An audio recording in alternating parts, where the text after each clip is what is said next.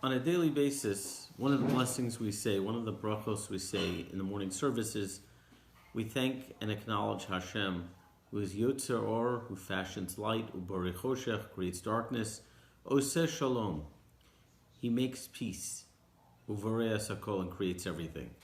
In other words, the way it's explained is that if you have peace, you have everything. And if you don't have peace, then you really don't have anything. Shalom, the peace, is what allows everything to exist in a proper way. The way the Mishnah says it, the kli machzik bracha, the vessel that holds blessing, is shalom, is peace. And we see this in life. People can be successful, they can be brilliant and talented, have so much in their life, but if they don't have peace, whether the peace is with their family, with their friends, or internally, they lack everything. They have nothing. The word shalom, peace, is connected to the word shalem, which means to be complete, to be whole. There's peace with others and there's peace within myself. There's inner peace, there's being at peace with who I am, the different parts of myself, not being fragmented. The opposite of that is machlokas. Machlokas is fighting, arguing, and the root of the word machlokas is chelek, is a part. Is a part, not connected to the totality, but a part. When I argue with somebody else, when I fight with somebody else, more than arguing, when I fight with somebody else, we're not united. This part is here, and the part is with the other person. And that's terrible. That is what destroys everything. This week's Parsha, we learn about the story of Korach and Moshe. Korach staging a rebellion against Moshe. And the Mishnah talks about it. The Mishnah says, Kol machlokas shi l'shem shamayim. Any machlokas, any fighting that's for the sake of heaven. There are times you have to fight. There are times you have to argue. Life is not about just being yes man and agreeing with other people and saying whatever you see, however you see it is fine. No, there are values we have, the things that we believe are true, are good, are wholesome, and the things we believe are not. And we have to stand up for what we believe. We have to educate others of what we believe, and so on. There's a machlokas l'shem shamayim. There's a time you have to fight, even if it makes you perhaps not popular, but it's for the sake of heaven. And the Mishnah says, what's the example of machlokas for the sake of heaven? Hillel and Shammai. Hillel and Shammai, two great rabbis in the Mishnah, radically different views of the way we should engage in certain mitzvos, the way we should do certain things in terms of halacha, in terms of Jewish law. Radically different approaches in relating to people. One of them rooted in what's called chesed and kindness, the other one rooted in din and judgment, and that expressed itself in many stories in the Talmud. To this day, Jews around the globe on a daily basis are studying the words of Shammai and Hillel, because they didn't argue because they were angry people or because they had something to prove or something to show. They argued because they were both fighting for truth as they understood it, as the truth of Torah as they understood it and as they saw it. That's machlokas l'shem shamayim. There's machlokas shelo l'shem shamayim, not for the sake of heaven. What's the example the Mishnah gives? Korach. So I would say, if I was writing the Mishnah, as many commentators point out, what should have been said here is, what's the machlokas that's not for the sake of heaven? Korach and Moshe. Korach fighting against Moshe. Moshe's not at fault, he didn't do anything, but Korach's fighting him. The Mishnah doesn't say that. The Mishnah says, what's the example of a fight that's not for the sake of heaven? Korach va'adaso. Korach and his flock. Korach and his community, his congregation. Why is it Korach and his group? We should refer to the two different sides, just like Hillel and Shammai were two different sides. And the answer famously given is, if you look, and it's implicit in the story of Korach. Korach came with a whole group to argue and to stage a rebellion against Moshe. His argument was, why are you giving all the power to your family? Moshe, Aaron, and so on, others. Why do they have all the power? I'm also part of the family. I should also have. I should be the next in line for certain power and certain positions within the Jewish nation. He also brought with him Dasan and Aviram. Dasan and Aviram were old troublemakers, going back from the days of Mitzrayim, the days in Egypt, constantly fighting against Moshe. And they also brought 250 men who wanted to bring the Ketores, wanted to bring the incense, which which is a great spiritual experience. And they wanted to have that experience. So they were coming for different reasons. Korach was coming because he felt he should be in charge. Dasan and Aviram were the troublemakers. The 250 holy men who wanted to have this spiritual experience, they were not united. The first sign of whether a machlokas is l'shem shemayim, it's for the sake of heaven, is look at each group. Are the groups united in their beliefs, or are they just fighting as a group because they're fighting against somebody else? They're not fighting together, they're fighting against. Like the line that famously said, the enemy of my enemy is my friend. In other words, I don't agree with the person who's fighting on my side, but we both have a common enemy. That's not a machlokas l'shem shemayim. That's not a fight for the sake of heaven. In next week's parsha, we learn about two nations that made a pact. They fought for years. For years, they were sworn enemies. They made a pact to fight the Jews. That's not a machlokas. That's not a fight for the sake of heaven. We want to know, when we have to take a stand, are we taking a stand for the right reason or not? It's not just about the content. It's not just, well, I go to somebody else, do you agree that I have a point in my argument? That's not it. Of course, if you don't have a point, then nothing starts. Even if you have a point, that's not enough. First step is look at, is it l'shem shamayim? Is it for the sake of heaven? Are you united with the people who are on your side? Or are you all there just against a common enemy? That tells you something's wrong. But there's another point as well. And that is, in last week's parsha, we learned about the Meraglim, about the spies. And we're told about it in last week's parsha. We're also told about it at the beginning of the book of Devarim, of Deuteronomy. And there Moshe recounts how the Jews approached him. And he says, all of you came to me and said, send men in front of us, and they will spy out the land. Rashi comments that they should not have done this. They should not have come together as a group. What should they have done? They should have sent the elders first. There's a sense of respect. The elders, the older people go first, then the younger people go by them, or are represented by them. And Rashi explains the pasuk, the verse, they all came together in one group. The old, the young, pushing, and so on. There was a lack of decorum, a lack of respect. If you're going to do something and you see there's a lack of good character, there's a lack of midos, there's a lack of respect, there's a lack of common decency, your point could be completely right, but the fact that you're going about it wrong tells you that you're wrong. It's not enough to make sure that I have a good point. It's how am I acting? How am I relating over here to the others? Do I have a certain decency? Do I have respect? If I don't, I have to start worrying.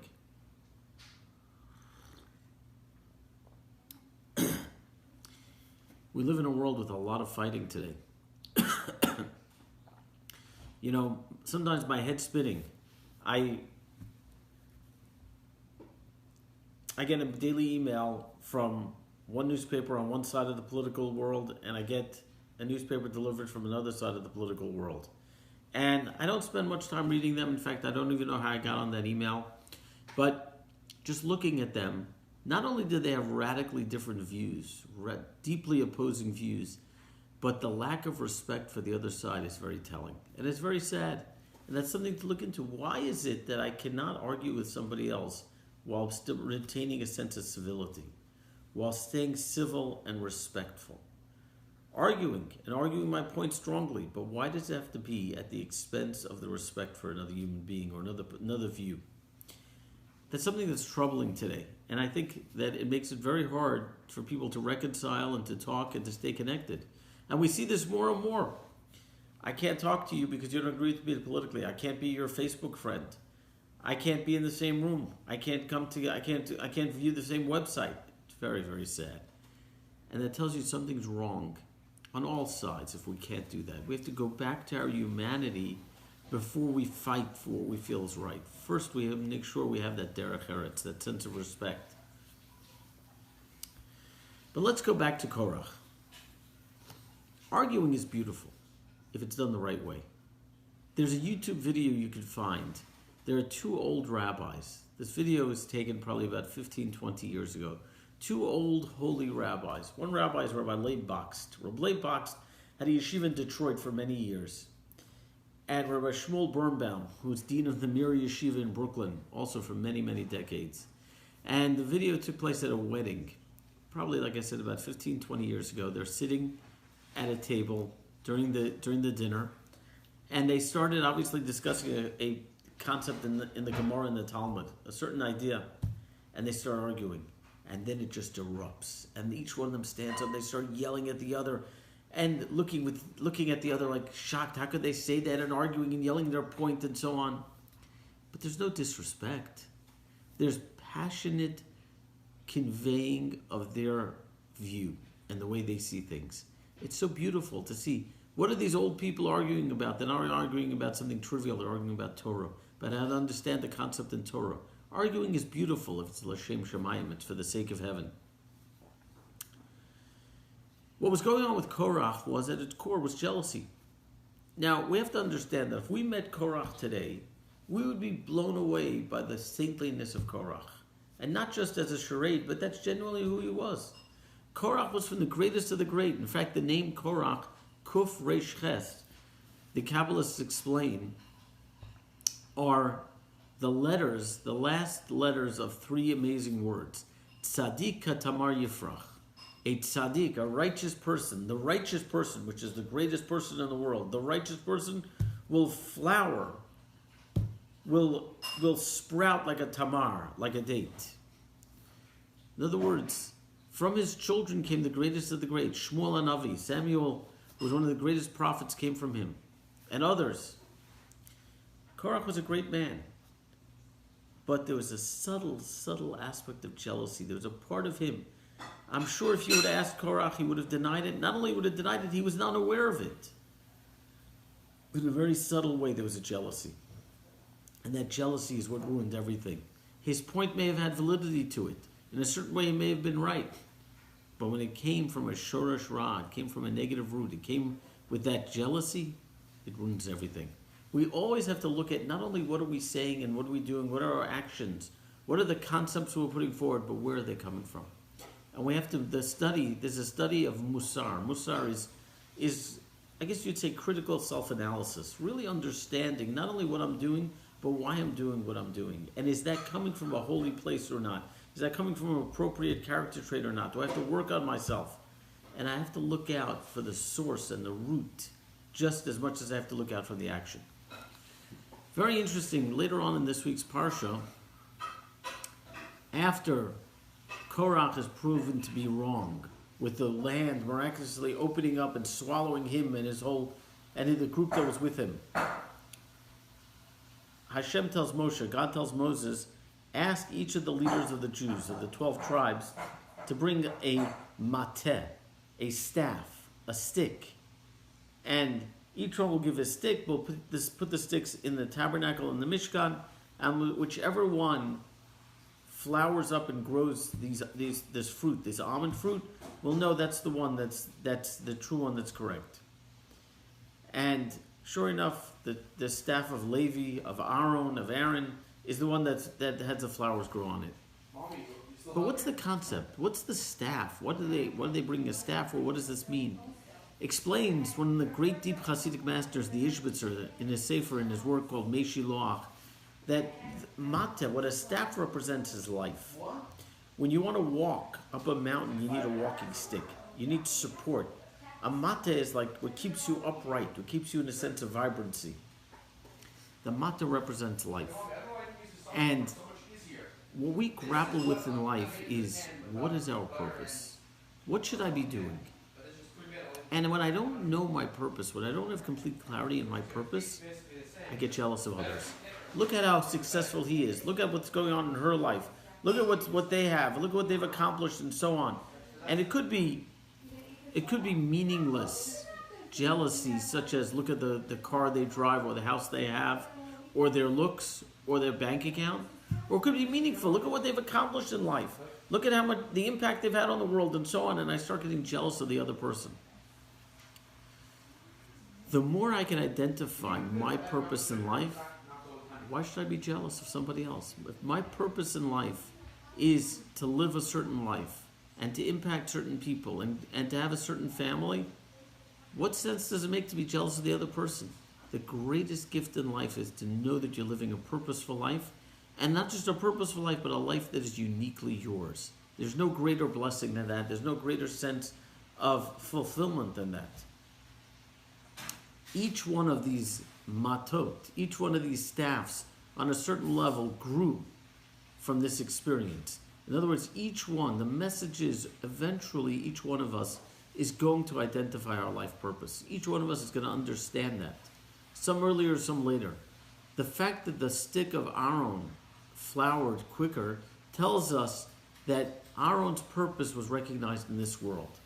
But for us, it's a constant battle to identify what it is. And one of the Hasidic masters, a student of the Ishbitzer, Rav Tzadok of Lublin, says the way to identify your purpose is look at your failures. Where do I fail most in life? Where do I fall? Where am I constantly falling?